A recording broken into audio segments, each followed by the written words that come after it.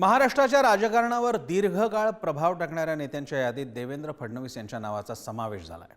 सलग 15 वर्ष महाराष्ट्राच्या राजकारणाचा केंद्रबिंदू देवेंद्र फडणवीस ठरणार आहेत। राज्याच्या राजकारणातील देवेंद्र पर्वाचा हा प्रवास कसा होता, फडणवीसांनी या एका अर्थानं कमी मिळालेल्या पण 10-12 वर्षांच्या काळामध्ये कसा प्रभाव टाकला, समजून घेऊयात या रिपोर्टमधून।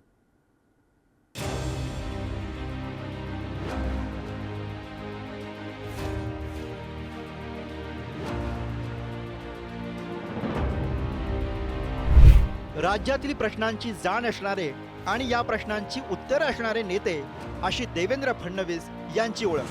राजकारणात विरोधकांना आणि स्वकीयांना पुरून उरलेल्या देवेंद्र फडणवीसांनी गेल्या 10 वर्षात महाराष्ट्रासाठी काही स्वप्न पाहिली आणि ती वास्तवातही आणली। मुंबई ते नागपूर समृद्धी महामार्ग हे त्यापैकी एक ठळक उदाहरण।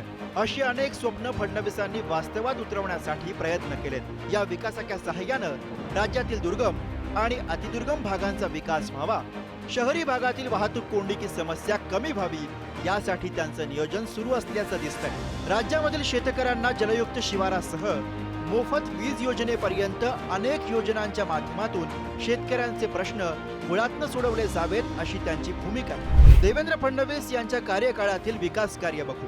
मुंबई नागपूर समृद्धी महामार्ग, मुंबईतील कोस्टल रोड, शिवडी नावाशेवा अटल सेतू, मुंबई पुणे नागपूर नवी मुंबई शहरातील मेट्रो विस्तार, नवी मुंबई आणि पुरंदर विमानतळ, FDI गुंतवणुकीत महाराष्ट्र पहिल्या क्रमांकावर, संभाजीनगर आणि गडचिरोली परिसरामध्ये नवे उद्योग, शेतकऱ्यांसाठी जलयुक्त शिवार योजना, शेतकऱ्यांना मोफत वीज देण्यासाठी प्रयत्न, अपारंपरिक ऊर्जा स्रोत वाढवण्यावरती भर, मराठवाडा वॉटर ग्रीड प्रकल्प, राज्यातील सिंचन क्षमतेमध्ये वाढ।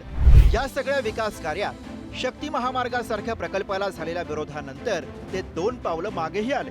मात्र महाराष्ट्राच्या शहरांना आणि उपेक्षित ग्रामीण भागापर्यंत विकास, रोजगार पोहोचवण्यासाठी त्यांच्याकडे दूरदृष्टी आणि प्रत्यक्षात आणण्याच्या योजनाही आहेत। एकीकडे विकास पुरुष अशी ओळख निर्माण होत असतानाच महाराष्ट्रामधील सामाजिक समीकरणं सुद्धा त्यांनी अचूक हेरलीत। राज्यामधील मराठा, ओबीसी आणि मायक्रो ओबीसी तसंच दलित, आदिवासी यांच्यासारख्या सर्व जाती घटकांना एकत्रित विकासाचा लाभ व्हावा, यासाठी सुद्धा त्यांनी गेल्या 10 वर्षांच्या काळात प्रयत्न केल्याचं दिसतंय। अण्णासाहेब पाटील आर्थिक विकास महामंडळाला उभारी, मराठा समाजाच्या कल्याणासाठी सारथी संस्थेची निर्मिती, सारथी योजनेसाठी 1024 कोटींची तरतूद, 7 ठिकाणी कार्यालय, महायुतीच्या 1.5 वर्षात 17 जाती जमातींची महामंडळ, जैन, बारी, तेली, हिंदू खाटेक आणि लोणारी समाजासाठी महामंडळ, सोनार, ब्राह्मण, राजपूत, लिंगायत आणि गुरव समाजासाठी महामंडळ, वडार, रामोशी, कुंभार आणि न्हावी समाजासाठी महामंडळ,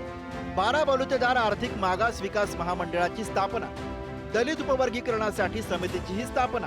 राज्यामधील सर्व जातींना समाजाला न्याय मिळवून देण्यासाठी फडणवीस यांच्या 10 वर्षांच्या कार्यकाळात विशेष प्रयत्न झाल्याचं पाहायला मिळालं। राज्यामधील मुली आणि महिलांसाठी मोफत शिक्षण, ST बस भाड्यामध्ये 50% सवलत, लाडकी बहीण योजना यासारख्या योजना महायुतीच्या काळात राबवण्यात आल्या। राज्यामधील बेरोजगार युवकांसाठी अप्रेंटिसशिप, त्यासाठी निधीच्या घोषणेची तरतूदही महायुती सरकारच्या काळात करण्यात आली। तर ज्येष्ठ नागरिकांसाठी तीर्थदर्शन योजना, केंद्राच्या आरोग्य विम्यासारख्या योजना सुद्धा राबवण्यात येतात। शहरी ग्रामीण भागातील सर्व घटकांना न्याय देत सामाजिक समीकरण साधण्याचा प्रयत्न हा फडणवीस यांच्या 10 वर्षांच्या वाटचालीमध्ये होताना दिसतो।